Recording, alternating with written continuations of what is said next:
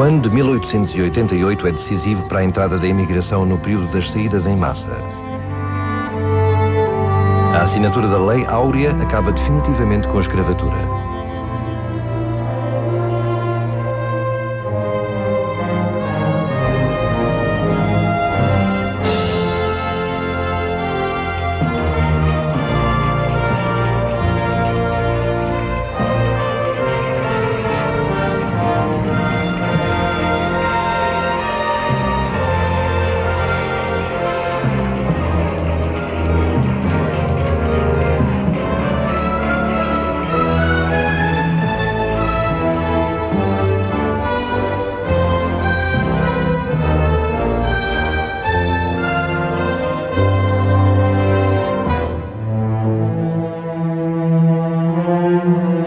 A província de São Paulo, com tradição na contratação de colonos europeus, foi a que reagiu mais rapidamente ao fim da escravatura. Criou incentivos para que os imigrantes viessem voluntariamente. Uma propaganda massiva invadiu a Europa, mostrando o Brasil como um paraíso. O governo provincial de São Paulo oferecia 60 mil réis a cada adulto que imigrasse e 25 mil réis por criança até aos 10 anos. Pagava ainda a hospedagem, as viagens e prometia terras. Os fazendeiros brasileiros pretendiam atrair famílias inteiras. Os italianos, vivendo situações de fome e miséria por causa da guerra civil que reunificou o país, foram dos primeiros a aproveitar a oferta brasileira. O Brasil financiou, por exemplo, a imigração italiana e conseguiu que a imigração italiana em família tivesse lugar em grande escala. Mas isso é porque fez um acordo com a Itália. Mas o governo português nunca chegou a acordo com o Brasil. Logo em 1888 entraram no Brasil 104 mil imigrantes italianos. O número de portugueses foi de apenas 18 mil. Eram muitos imigrantes para Portugal, mas eram muito poucos para os que o Brasil queria. Mas novos acontecimentos políticos no Brasil vão acelerar decisivamente a imigração para aquele país, que recebeu nas 4 décadas seguintes mais de 1 milhão de portugueses. Em 1890 cai o Império Brasileiro. Dom Pedro II é expulso do país e o Marechal Deodoro da Fonseca torna-se o primeiro presidente da República Brasileira. Os republicanos decidem reter capitais e aumentam brutalmente os impostos sobre as remessas dos imigrantes. Os dois efeitos conjugados fizeram com que muitos portugueses que estavam no Brasil deixassem de vir, porque em função do câmbio não o poderiam fazer de uma forma satisfatória, e até obrigou muitos portugueses que estavam cá a viver dos rendimentos a ir para o Brasil para poderem usufruir da moeda que tinham, que com o efeito de câmbio reduziu-os à pobreza.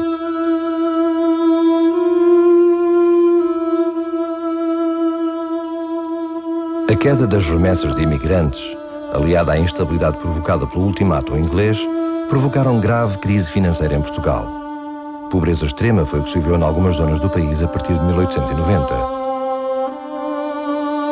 A estagnação económica e o colapso da banca afetou sobretudo os mais pobres, os camponeses e os pescadores.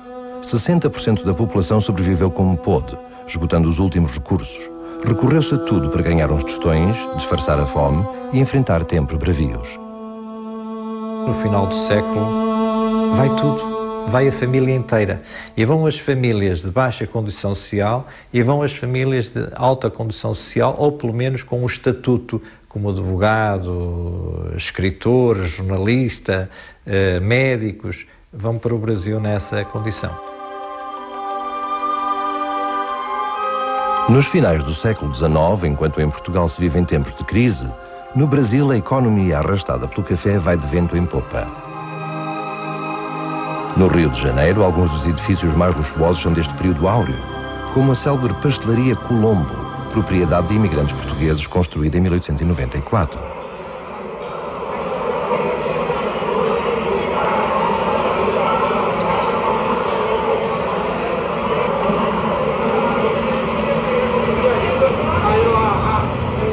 A cidade de Canarinha reflete o esplendor da Belle Époque nas fachadas dos edifícios das zonas comerciais. Mas no Rio de Janeiro não existiam só comerciantes portugueses ricos com fortunas feitas no caixeirato. A partir da implantação da República, Os incentivos à imigração trazem à cidade muitos portugueses analfabetos que se oferecem para os trabalhos menos especializados. Encontram-se nas obras, nos estaleiros, mas são mais visíveis no pequeno comércio espalhado pelas ruas. Você tem 500 e poucos mil habitantes na cidade do Rio de Janeiro. Você tem 100 e poucos mil portugueses nesse momento. Então, é 1/5 da população da cidade. E se você colocar esses dados, pensando o que é mão de obra ativa na cidade, os portugueses são mais da metade da mão de obra ativa na cidade.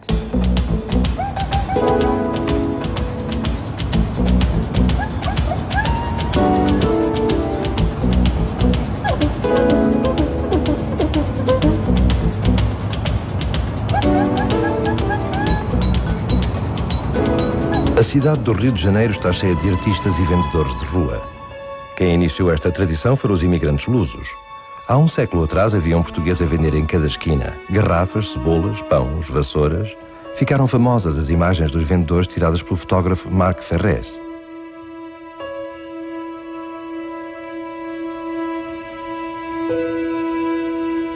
Os portugueses criaram também o célebre burro sem rabo, que ainda hoje se vê nas ruas da cidade.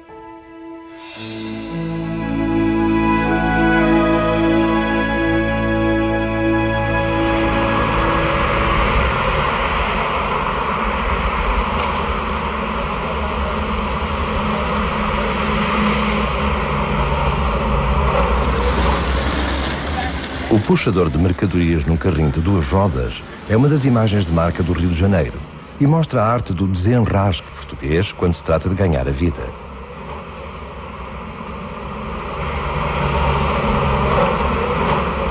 Quando se vai em massa, os lugares não sobram e, portanto, depois não há possibilidade de enquadramento dessas populações. E quando se vão famílias numerosas, é preciso as pessoas sujeitarem-se a expedientes diversos para sobreviverem. Grande parte das anedotas brasileiras sobre o português, inculto, ambicioso, merceeiro, normalmente chamado Manuel, aparece nesta altura. Foi um imigrante muito pobre vindo do interior de um Portugal em crise e com sotaques invulgares que suscitou entre os brasileiros sentimentos de chacota e lusofobia.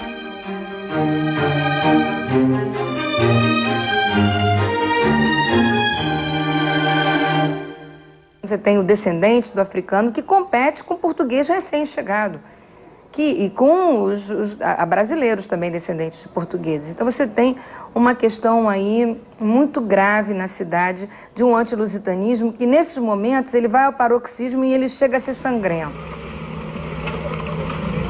Os conflitos xenófobos uniram os imigrantes portugueses que constituíam o grosso da mão de obra do Rio de Janeiro. Parte significativa da comunidade atravessou a Baía de Guanabara e acomodou-se num pequeno porto da cidade de Niterói. Aqui nesse ponto só tinha português. Teve uns anos aqui que aqui só tinha português. Hoje, atualmente, estão reduzidos aí a uns 10. Mas aqui, esse pedaço de rua aqui, já teve mais ou menos uma base de 300 a 400 portugueses aqui, tudo junto. Então, devido a isso, colocaram o nome de Portugal pequeno.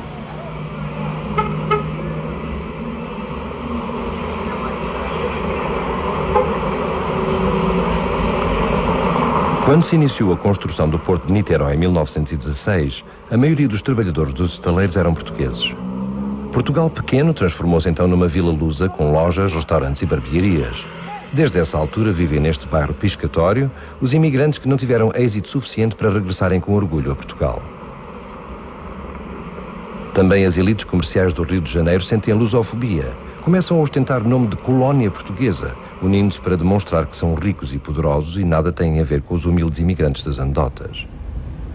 Para além do luxuoso Real Gabinete Literário, do Liceu Português e da Real Beneficência, a colónia exibe-se através de clubes e festas. O Clube de Regatas Vasco da Gama, Associação dos Portugueses no Rio, é criado em 1898, neste período de afirmação burguesa. O poderio comercial luso mantém-se na cidade do Rio de Janeiro até aos anos 20. Na sequência da travessia aérea do Atlântico Sul, a colónia portuguesa no Brasil não se poupa a esforços para celebrar a viagem de Sacadura Cabral e Gago Coutinho em 1922. Procuram, com os novos heróis, mudar a visão dos brasileiros sobre os portugueses. Na mesma época, o poder da colónia é celebrado num luxuoso álbum que apresenta as mais importantes empresas portuguesas do Brasil. Nesse momento, você tem uma organização para tentar barrar essa imagem do português pobre, mondrongo, que tem maus modos, né? Mostrando o quanto Portugal contribuiu para o Brasil, quanto Portugal... os portugueses contribuíram para o comércio, para a indústria, e essa classe industriosa, como eles falavam na época, era importante para o Brasil.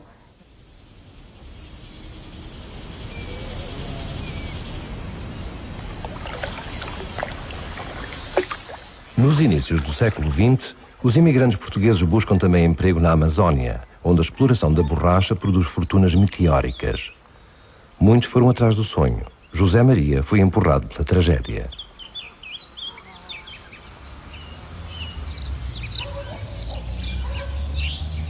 Em 1908, Maria Rosa de Castro ficou com 6 filhos pequenos nos braços após a morte súbita do marido por doença.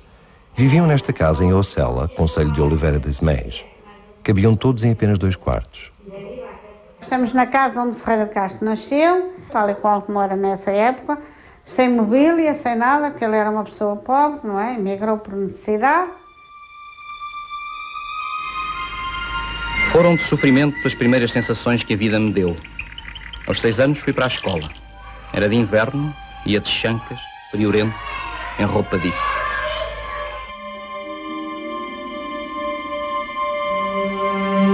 José Maria era o mais velho. Mal acabou a 4ª classe, teve de se fazer à vida. A mãe reuniu as últimas economias para pagar o passaporte tirado a 6 de dezembro de 1910. A República era tão recente que foi preciso riscar a monarquia no documento.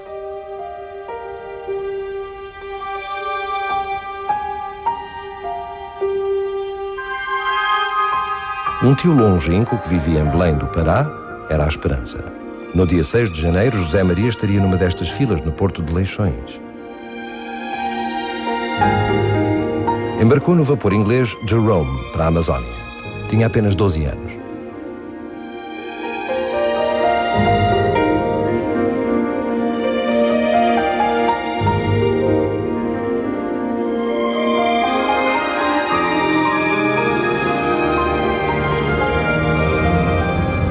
A borracha brasileira, tal como o ouro da Califórnia, foi negócio de fortunas desmesuradas. Em Belém do Pará existia nessa altura uma das mais fortes comunidades de imigrantes portugueses no Brasil. Dominando o comércio da região, os comerciantes lusos foram dos que melhor aproveitaram o lucro fácil da borracha. Em Manaus, por exemplo, surgiram espampanantes exemplares de novo riquismo. Uma ópera em plena selva, onde cantaram as maiores vedetas dos primórdios do século XX. Palacetes que transbordavam em luxos importados da Europa. Alguns desses palacetes foram reproduzidos em Portugal. Casas de campo de brasileiros, luxuosas e extravagantes, esmagando de ostentação as humildes habitações em redor.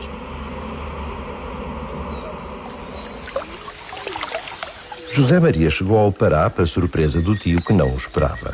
Este, sem escrúpulos, enviou-o para o interior da selva amazónica. O seringal chamava-se o Paraíso, mas para José Maria foi um autêntico inferno.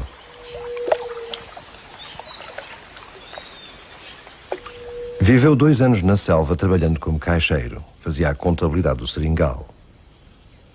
Fora da rotina diária do fabrico da borracha, só encontrava refúgio na escrita e na leitura repetida de meia dúzia de romances de cordel deixados pelo antecessor na tarefa.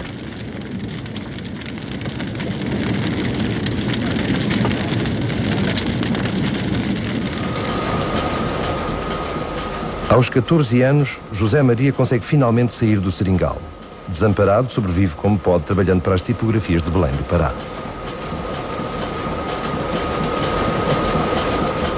Passei dias e dias de fome. Cheguei a apanhar pontas de cigarro na rua. Apesar das dificuldades, consegue publicar o primeiro livro, Criminoso por Ambição. Tira as primeiras fotografias da vida e assina como Ferreira de Castro. José Maria regressa a Portugal sem dinheiro, mas cheio de histórias, suficientes para compensar o insucesso de imigrante. O livro que lhe deu fama mundial, A Selva, relata a viagem de um jovem monárquico exilado para a Amazónia. O protagonista passou pelos mesmos episódios de vida do próprio Ferreira de Castro, em plena selva. No entanto, a história real do pequeno José Maria, imigrante aos 12 anos, é bem mais impressionante que o livro. Ferreira de Castro publicou ainda um outro livro, Os Imigrantes, que descreve de forma realística o êxodo durante a Primeira República. A personagem principal, Manuel da Bolsa, talvez tenha existido só na imaginação do escritor, mas o lugar da Bolsa, onde começou o romance, avistava o Ferreira de Castro a partir da sua Ocela natal. Uma ambição profunda cavava nas almas desde a infância à velhice. O oiro do Brasil tinha o prestígio de uma lenda entre os espíritos rudes e simples. Viam-no reflorir nos palacetes, nas escolas, pontes, estradas novas e nas igrejas.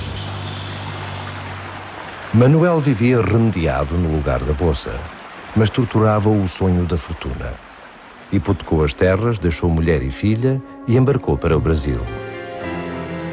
Podia ser um destes imigrantes fotografados pelo famoso repórter Joshua Benoliel.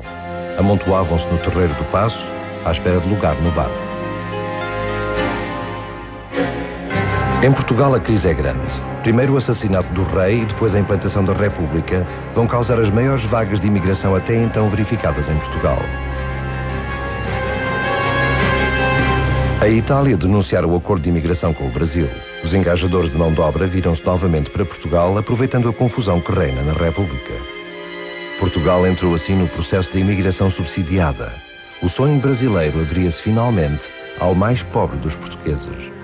Estavam ali famílias completas que iam dos corpitos recém-nascidos aos espigados em adolescência e destes aos mancebos de rúbidas faces, livres já das sortes militares, para terminar nos fecundadores da prole, entrados em idade, carne exausta por canseiras e preocupações e que demandava o exílio à busca de pão mais tenro. É aproximadamente 1.200.000 pessoas que vai emigrar para o Brasil entre finais do século XIX e o final da Primeira Grande Guerra. Em 1912, logo a seguir à Revolução, batem-se todos os recordes de saídas do ciclo transatlântico. Saem 77 mil imigrantes para o Brasil.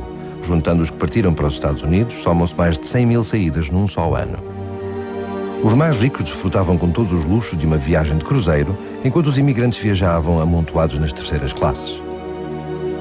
Diariamente atravessava o Atlântico numerosa frota, levando para o continente sedutor carregamentos de carne humana, escravos não de implacável senhor, como os de outrora, mas de uma ambição que era mais implacável ainda. Os anos mais fortes da imigração coincidiram também com a construção dos maiores navios transatlânticos. O Titanic foi construído para levar milhares de pessoas de cada vez. Afundou-se na primeira viagem. Toda a terceira classe era viscosa e sufocante. Portugueses, galegos, irmanavam-se na mesma arrastada melancolia. Durante o dia jogavam e dançavam. À noite entoavam dolentes canções. Duas únicas preocupações dominavam: a hora de comer e a hora da chegada. Alguém gritou: o pão de açúcar. Era um morro negruxo, deslavado de árvores, ovo enorme que saía da água e terminava em armação de ferro. A Guanabara revelava-se agora joia escondida. Era uma surpresa de luz. Do lado da baía estava atracado ao navio um rebocador que os ia levar à Ilha das Flores, onde deviam sofrer rigorosa quarentena. Depois os barcos saíam do Rio de Janeiro e seguiam para sul, rumando ao grande Porto de Santos, o maior do Brasil. Me inquieta muito essa ideia dos portugueses terem se estabelecido muito no litoral enquanto imigrantes. Eles davam preferência para cidades litorâneas. Eu imagino que é a ideia de, olha, eu tenho um mar tão distante, mas Portugal está do outro lado, qualquer hora eu vou poder voltar. Em Santos, junto ao mar, os portugueses aconchegaram-se bem. Uma das atividades mais visíveis dos imigrantes era a estiva. Como era empreitada paga ao volume, havia quem encarregasse 5 sacas de café, ou seja, 300 quilos de cada vez, o que lhe rendia logo 10.000 réis. Os imigrantes preferiam fazer trabalho duro, mas por conta própria. Como independentes, era a melhor forma de fazer fortuna. Na época das colheitas nunca faltava trabalho. Santos era o centro mundial do embarque de café. Junto ao porto, em 14 quilómetros, alinhavam-se seguidos 29 armazéns. No centro da cidade, a Bolsa do Café decidia o preço mundial deste autêntico ouro negro para os brasileiros.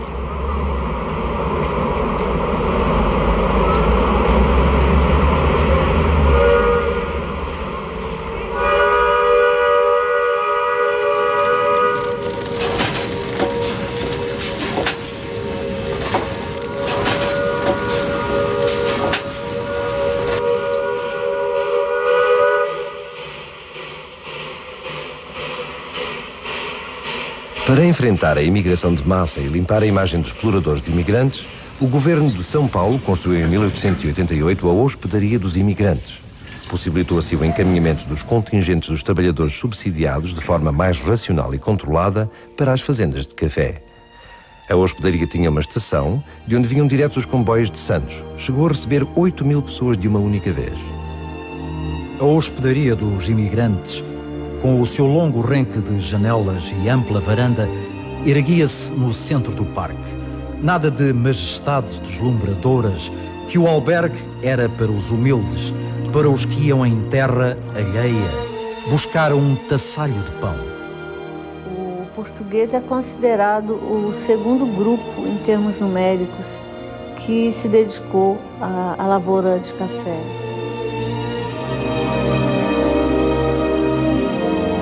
A antiga hospedaria é atualmente o Memorial do Imigrante e recorda como funcionava a agência oficial de colocação. Ninguém podia dali sair. Os imigrantes tinham 8 dias para acertarem um contrato com os fazendeiros. Nesse período, utilizavam gratuitamente a hospedaria. Dormiam, tomavam as refeições e recebiam atendimento médico. Manuel da Bolsa foi obrigado, como muitos outros, a ir trabalhar para a fazenda de café a troco de magra jorna. 50.000 réis por mês e a esperança de fortuna adiada para quando findasse o contrato 3 anos depois. A alegria das colheitas fazia vibrar toda a fazenda. Nunca se cantava tanto em Santa Ifigénia como nesses dias em que as mãos passavam sobre as varetas dos cafeeiros, desprendendo grânulos para dentro dos sacos que os homens traziam a tiracolo. Manuel da Bolsa estava ali há 5 meses e, embora se agarrasse a todos os tostões, não havia meio de segurá-los. Bem podia apertar o cós das calças, pois escorregavam como peixe vivo.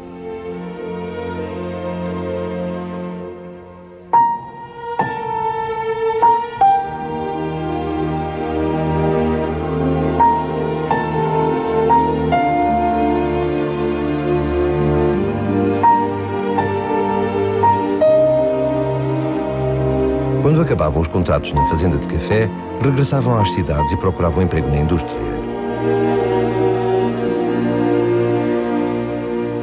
O café atraía dinheiro para São Paulo. A povoação passou em meia dúzia de anos de cidadezinha ao maior centro industrial e populacional do Brasil. Cresce de forma desordenada ao ritmo das enxurradas de dinheiro, caótica como as fortunas que se faziam tão depressa como se desfaziam.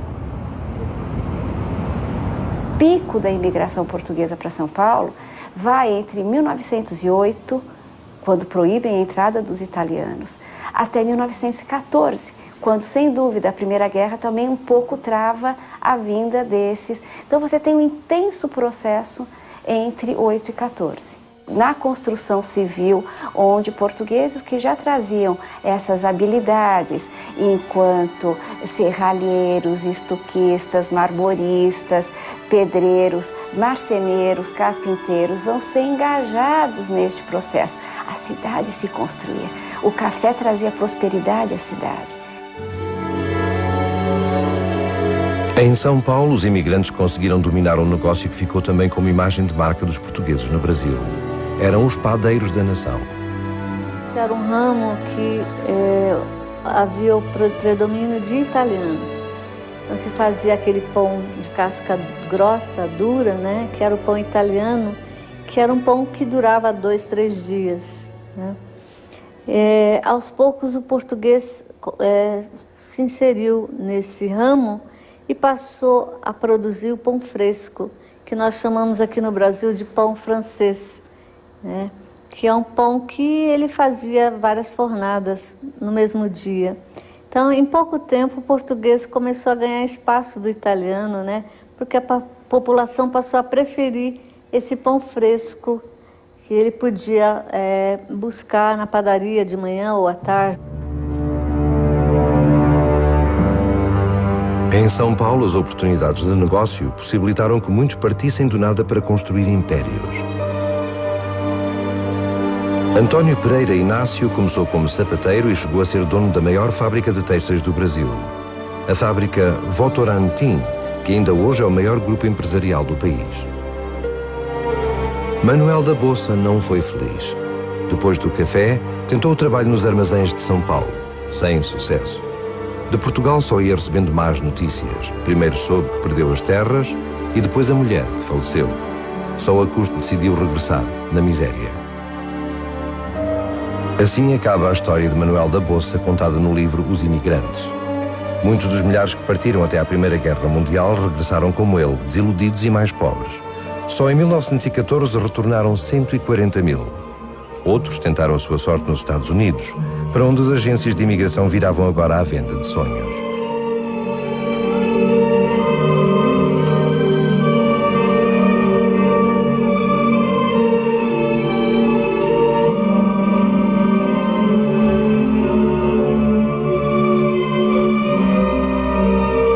A Estátua da Liberdade era a primeira visão que os imigrantes tinham do sonho americano e a cena da chegada ficou célebre em filmes. Também os Estados Unidos decidiram criar instalações preparadas para receber e examinar milhares de imigrantes num só dia.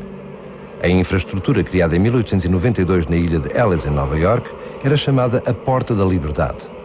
A hospedaria dos imigrantes brasileira serviu de modelo a Ellis Island. Ali atracavam os vapores. Os imigrantes vindos aos milhões de todos os países da Europa eram identificados e examinados pelos médicos para evitar a propagação de doenças. Por aqui entraram no início do século milhares de portugueses que se espalharam por todos os recantos dos Estados Unidos. Havia grande facilidade de aceitação dos imigrantes europeus sem qualquer documentação. Praticamente pouco mais teriam que dizer que dar o seu nome. O seu nome era muitas vezes alterado, porque os inspetores de imigração não conseguiam dar a grafia correta dos nomes. Muitas vezes eles davam o nome dos capitães dos barcos em que vinham. Outras vezes os nomes eram traduzidos, assim, um Ribeiro passava a ser Brooks, um Carvalho passava a ser Oaks, etc, etc. Muitos dos portugueses que entraram nos Estados Unidos durante os anos da imigração de massas eram continentais e não tinham como os açorianos redes de acolhimento familiar formadas em território americano. Os industriais de Newark chegam aqui à Nova Inglaterra no início do século XX e querem recrutar empregados, trabalhadores para as suas fábricas. E os que estão dispostos a ir são os pescadores, que vieram de Olhão e de Aveiro e da Mortosa, e que estão ali, que não têm raízes familiares. Os açorianos já tinham raízes familiares e não quiseram ir. Então, é por isso que há uma comunidade portuguesa que vai para Newark e se estabelece lá, desligada, e fica uma diferença muito grande entre a comunidade continental lá e a daqui. Os imigrantes oriundos de Portugal continental fixaram-se ali bem perto de Ellis Island, nas indústrias situadas à volta do Passaic River, em Newark. Uma das ruas, Ferry Street, é atualmente a mais portuguesa da América. A comunidade de Newark foi, portanto, a última das comunidades históricas de portugueses nos Estados Unidos a constituir-se. Formou-se na década de 1910 como a maioria de imigrantes da beira litoral, região que tinha taxas demográficas tão altas como as dos Açores. Muitos partiram da Mortosa, sobretudo nos anos 60 e 70. Só desta vila, situada em plena Ria de Aveiro, saíram mais de 3 mil imigrantes com destino aos Estados Unidos. Newark é conhecida como a Mortosa de lá. Newark não atraiu a maioria dos ilhéus. Tanto açorianos como madeirenses continuaram a dirigir-se para as comunidades portuguesas tradicionais. Na costa leste, New Bedford continuava a ser a capital portuguesa da América. Os empregos eram agora nas fábricas de têxteis. New Bedford, a cidade baleeira, entrou em crise quando nas indústrias o óleo da baleia foi substituído pelos derivados do petróleo. Os baleeiros apodreceram. No entanto, os portos de Nova Inglaterra eram os mais desenvolvidos e a região aproveitou-os, virando-se para os têxteis. As indústrias de tecidos foram responsáveis pelas grandes vagas de imigração europeia para os Estados Unidos. Os portugueses eram poucos comparados com os irlandeses, que depois da fome da batata emigraram aos milhares, desesperados, fazendo da Nova Inglaterra uma região de predominância irlandesa. A indústria têxtil na Nova Inglaterra desenvolveu-se massivamente a partir de 1890 e recebeu sobretudo trabalhadores micaelenses. São Miguel foi durante o século XIX a mais próspera das ilhas dos Açores devido à cultura da laranja. A prosperidade era bem visível nos palácios construídos por toda a ilha. Os pomares proporcionavam emprego e bem-estar de tal forma que São Miguel era a região mais densamente povoada do arquipélago. Mas por volta de 1880, uma doença chamada lágrima começou a afetar os laranjais e a crise levou muitos micaelenses a sair das ilhas. Nestas imagens inéditas podemos ver como era a vida em Ponta Delgada nos finais do século XIX. Nas ruas circulavam originais carrinhos de transporte puxados por cabrinhas. No porto atracavam os vapores das carreiras internacionais. De forma legal ou clandestina, era fácil sair da cidade. Gritavam quando se despediam das famílias: adeus, minha rica filha, adeus, meu rico filho. Eu lembro-me de uma mulher que morava lá ao pé da minha casa.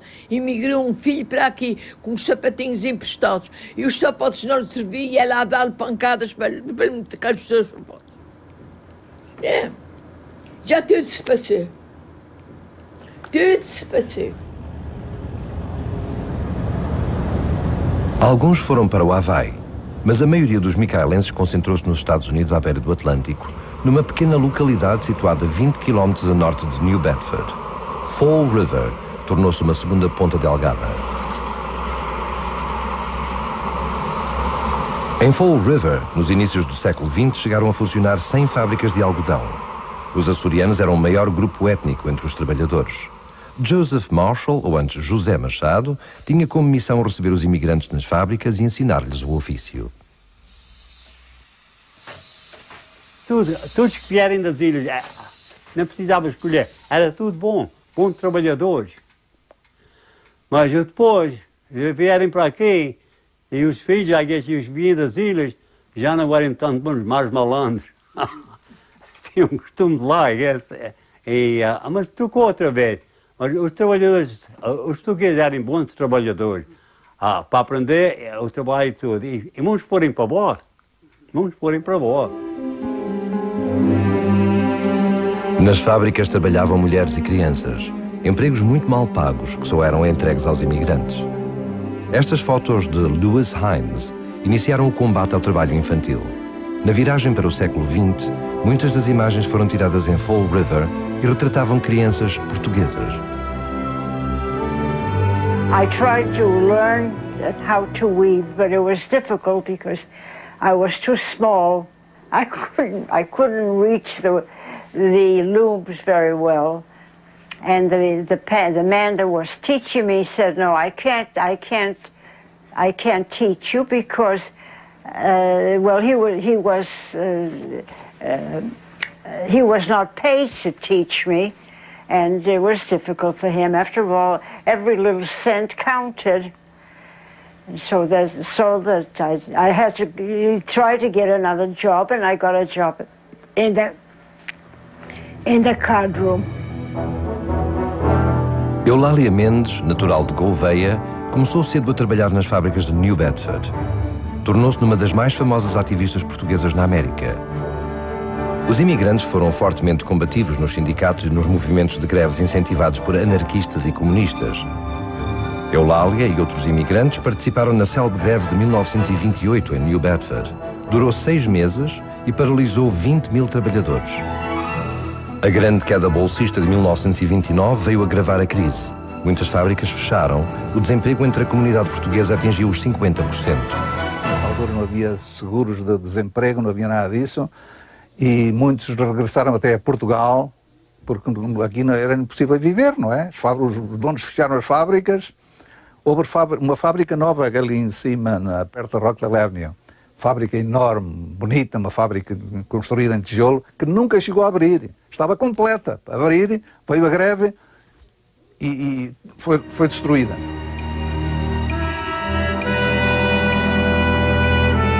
Eulália Mendes era comunista. Esteve presa e nos anos 50 foi expulsa do país pelo senador McCarthy. For a second, this man about whom you have so much testimony. Como não quis vir para Portugal com medo de Salazar e do Tarrafal, acabou por viver o resto da vida na Polónia. Nunca mais foi autorizada a regressar aos Estados Unidos.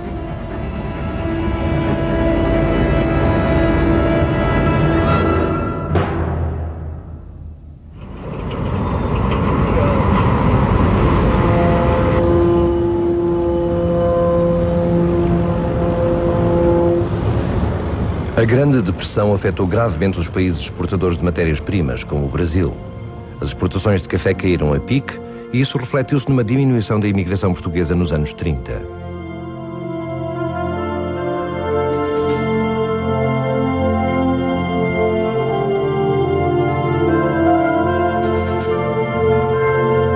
O descontentamento político gerado pela crise do café conduziu o Brasil à Revolução de 1930, liderada por Getúlio Vargas. O novo ditador do Brasil sepultou a República Velha e a imigração subsidiada. Uma das primeiras medidas do novo governo foi impor restrições à imigração com a Lei dos 3/4. Quando surge a Lei dos 3/4, que proíbe que todos os trabalhadores de uma mesma firma fossem de origem estrangeira, né, teriam que ser 3/4 brasileiros e um quarto português, isso não ocorre. Na prática, isso não ocorre. Porque os que chegam, eles colocam como sócios, ainda minoritários, mas sócios. Então, os portugueses empregam portugueses. A Lei dos 3/4 não afetou a imigração de caixeiros, mas outras decisões, como a imposição da carta de chamada e o fim da imigração subsidiada, fizeram com que o Brasil deixasse de ser solução para os portugueses mais pobres, os imigrantes camponeses que iam para as fazendas de café. A política brasileira sincronizava-se com a política de imigração de Salazar, que procurava reter os incultos agricultores, deixando sair os mais esclarecidos. A popularidade do Salazar chega a ser uma coisa muito grande aqui. Nos anos 30, nós vamos encontrar diversos produtos com o nome do Salazar e a propaganda acompanhando a própria trajetória política do chefe do Estado. Então, azeite Salazar, genuinamente português, né? Tem uma que é dos frigoríficos Salazar, tão econômico quanto seu patrono. O regime ditatorial de Getúlio Vargas ajudava Salazar a controlar o núcleo da oposição republicana de Jaime Cortesão, Sarmento Pimentel e Moura Pinto.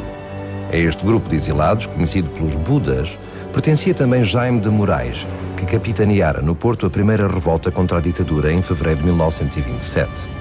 Refugiou-se no Brasil depois de ter lutado na Guerra Civil de Espanha. Ele e a família evitavam frequentar as associações da colónia imigrante, tais como o Real Gabinete Português de Leitura. Nunca fui lá, porque estava cheio de salazaristas, e eu fugia de lá.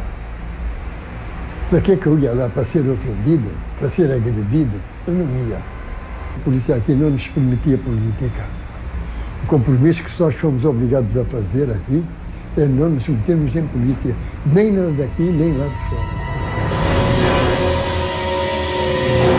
Na Europa acontecia a Segunda Guerra Mundial.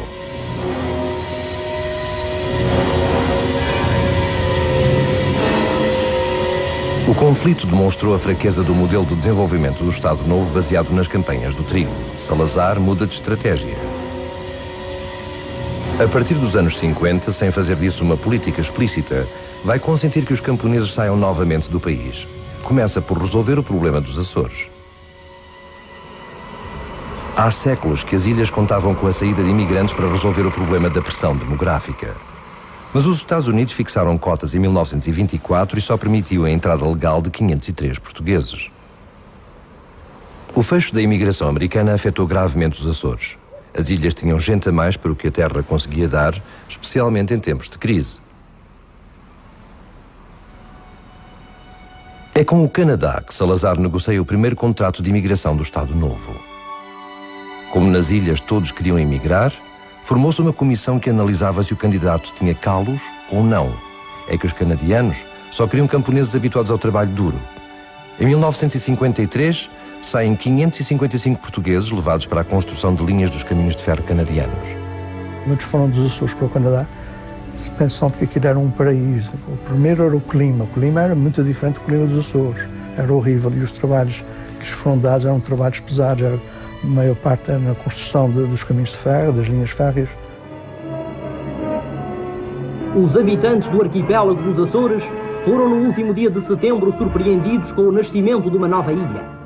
De repente, os habitantes do Faial ouviram um ruído tenebroso. Desapareceu tudo, cobriu, com aquelas cinzas, as casas que havia ali, ficou tudo coberto. Ficar sem trabalho, então emigraram, e foi uma lindeza ter a América ter aberto aquela oportunidade. E foi ela, e foi o Pico, e foram todos que tinham famílias e tiveram uma chance. O histórico farol dos Capelinhos, que há mais de 300 anos guiava a navegação com as Américas, ficou sem luz. Os prejuízos são hoje muito extensos e atingiram a parte mais modesta da população. Mas o governo tomou as necessárias providências para minorar o efeito da catástrofe. Mandou-os para a América. Na sequência da erupção dos Capelinhos, o então senador do Massachusetts e futuro presidente dos Estados Unidos, John Kennedy, consegue negociar com Salazar uma saída de açorianos fora das cotas oficiais.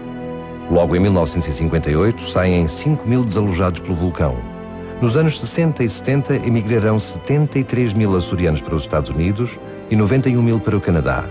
Algumas aldeias dos Açores ficaram desertas. A saída em massa de Ilhéus abre um novo ciclo na imigração portuguesa. Salazar volta a contar com as remessas dos imigrantes e passa a tolerar a imigração clandestina para a Europa. Aproxima-se a maior vaga de saídas de sempre. Uma imigração clandestina que tem aquela dimensão é, obviamente, uma imigração tolerada. Pois. Sobretudo quando, ao mesmo tempo, tínhamos uma polícia como a PIDE, que era extremamente ativa quando queria, não é? A partir dos anos 60, os portugueses do continente começam a partir aos milhares a salto pela fronteira com destino à França. Ficam em Portugal os cofres do Estado e as mulheres, à espera do dinheiro dos imigrantes. A imigração para o Brasil atinge os níveis mais baixos de sempre. A esperança estava agora do outro lado da fronteira terrestre. Este parte e aquele parte, e todos se vão. Galiza, ficas sem homens que possam cortar teu pão. Tens entre